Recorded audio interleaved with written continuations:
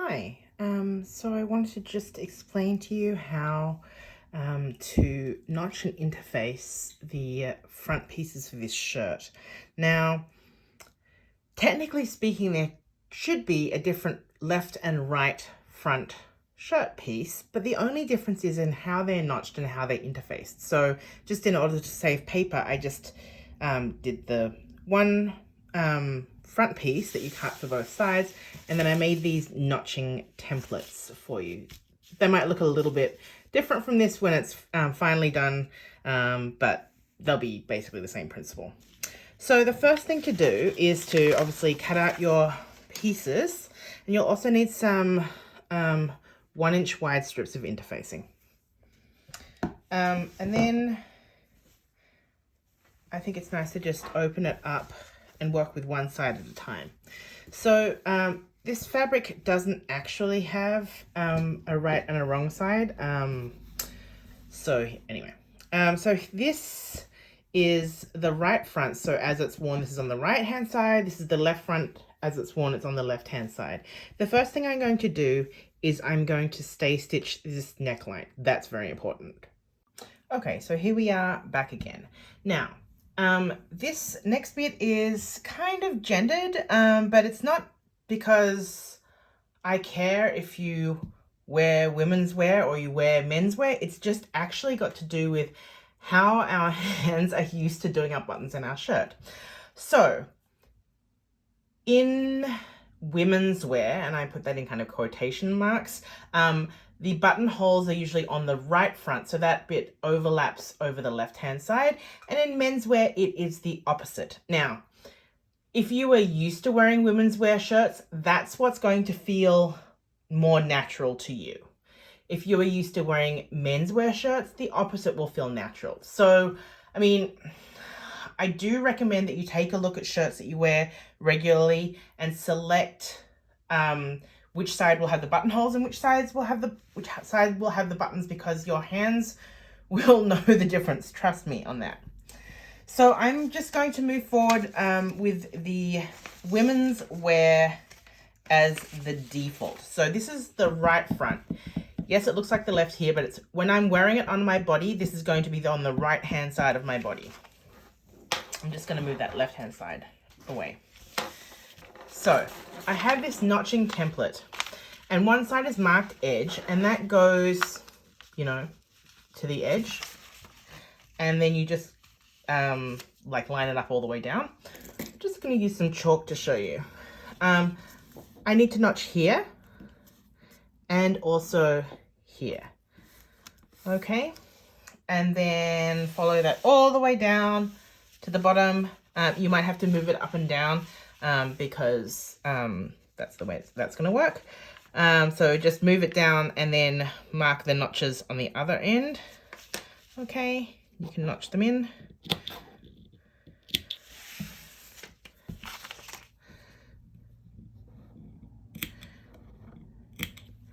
Now, if you see on the notching template, which again, it might look a little bit different, that is where you're going to have fold lines.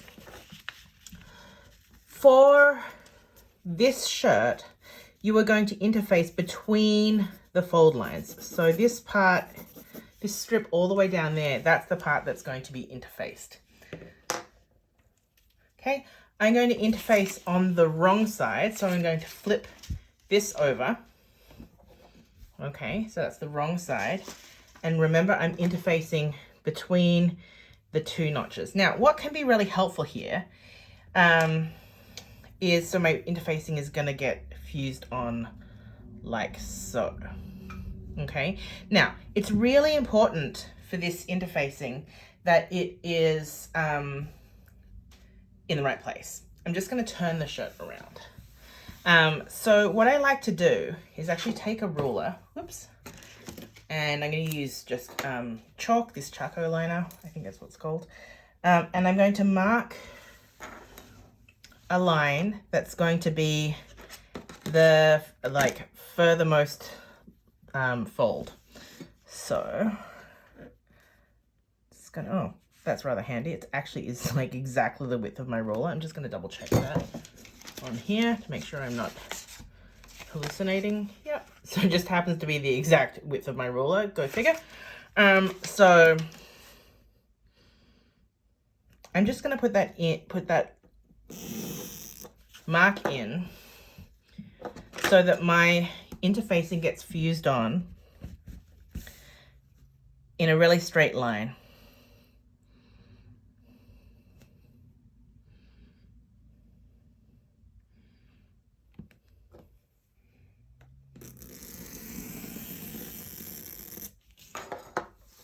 Okay, so then I'm going to go and I'm going to fuse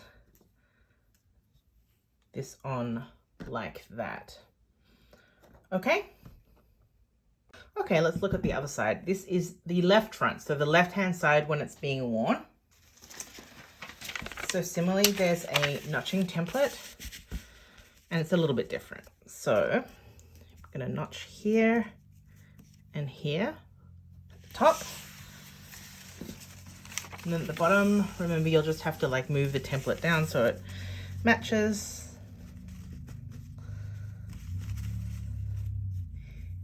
No, whoops, I missed the notch. There and there. Okay, just gonna notch them.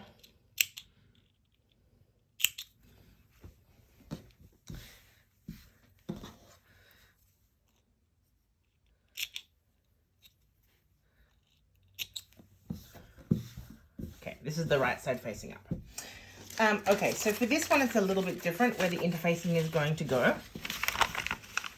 Okay, the interfacing for this side is again going to go between the fold lines, but it's just 3/8 of an inch away from the edge. So about 1 centimeter away from that edge, that's where it's going to go. So again, I'm going to turn it over and I'm going to draw a line down this fold line.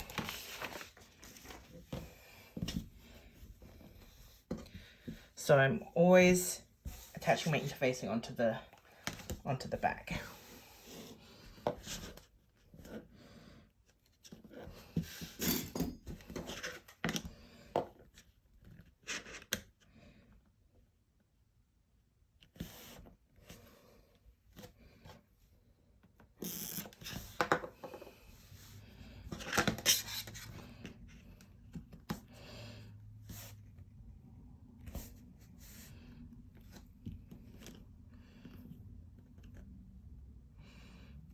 You can see that there are times where my center front is like where my cutting wasn't perfectly straight. That's okay. Okay, the important thing is that this line, this fold line, is straight and with the grain.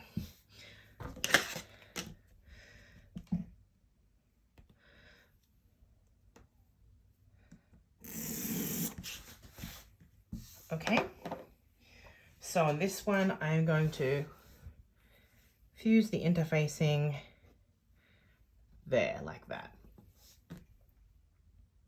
Okay, so this is the left front, so left side as you're wearing it. So what you're going to do, and I've already done it, as you can see, is you press it in 3/8 of an inch or one centimeter along that first fold line, and then over again, it's about 1 inch, over again at that second fold line.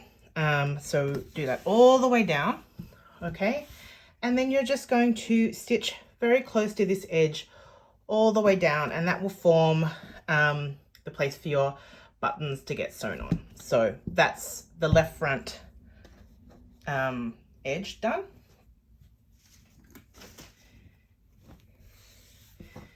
Here's that right front. So I didn't press this yet because I wanted to show you.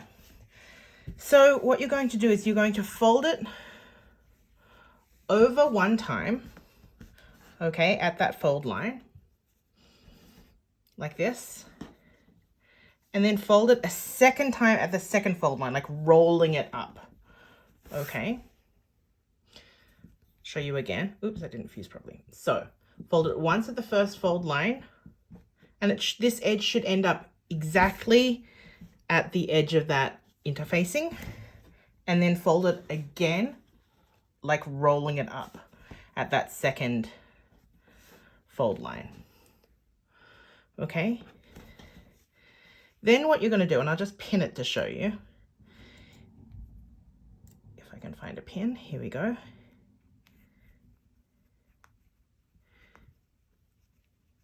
is you are going to sew top stitch 1/4 inch 6 millimeters away from this folded edge. What that will do is it will form a tuck, okay?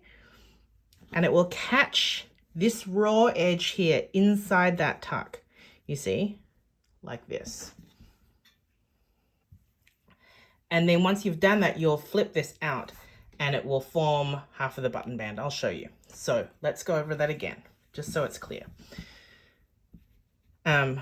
You'll fold it at the fold line over the top of the interfacing. So folding the right side over towards the wrong side. Okay. And then you'll fold it again, like rolling it up at that second fold line.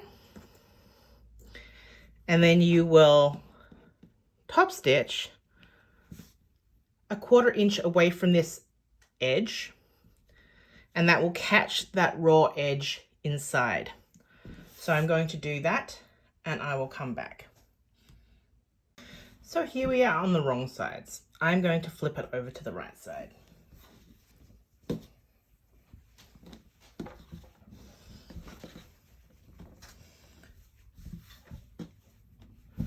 So this is the right front as it's being worn, and this is the left front. The left front is done for now, so we can put that aside.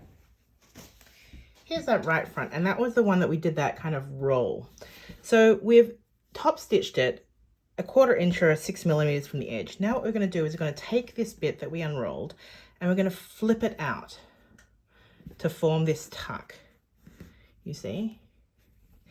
And you can see that the inside is totally clean. So that raw edge, hopefully, is caught really neatly all the way down.